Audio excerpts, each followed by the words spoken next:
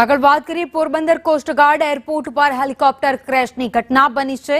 Helicopter crash થતા કોસ્ટગાર્ડના 3 જવાનના મોત થયા છે। કોસ્ટગાર્ડના એર એન્કલેવ પર હેલિકોપ્ટર ક્રેશ થયું હતું। હેલિકોપ્ટર ક્રેશ થતા વિસ્ફોટ થયો હતો। લેન્ડિંગ વખતે આ દુર્ઘટના સર્જાઈ હતી। મૃતકોમાં ડેપ્યુટી કમાન્ડન્ટ સુધીર કુમાર યાદવ, પ્રધાન નાવિક મનોજ કુમાર અને કમાન્ડન્ટ સૌરભનો સમાવેશ થાય છે, જે ત્રણેયના મોત થઈ ચૂક્યા છે।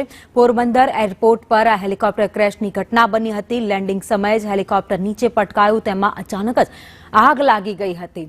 જોકે ઘટનાની જાણ થતાં ત્યાં ફાયર અને પોલીસનો કાફલો ઘટના સ્થળે પહોંચી ગયો હતો, પરંતુ હેલિકોપ્ટરમાં સવાર જે ત્રણેય લોકો હતા, કમાન્ડર હતા, તેમના મોત નીપજ્યા છે। ત્રણેય લોકોના મોતના સમાચાર સામે આવ્યા છે। ડિફેન્સનું હેલિકોપ્ટર જે હતું તે નીચે પટકાયું। લેન્ડિંગ સમયે આ દુર્ઘટના સર્જાઈ અને 3 લોકોના મોત થયા છે। સોર્ટી બાદ લેન્ડિંગ દરમિયાન આ ઘટના બની હતી।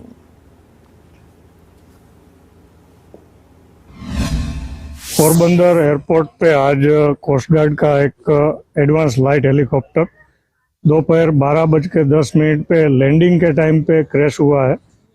क्रैशिंग के टाइम पे हेलीकॉप्टर में 3 क्रू मेंबर्स मौजूद थे।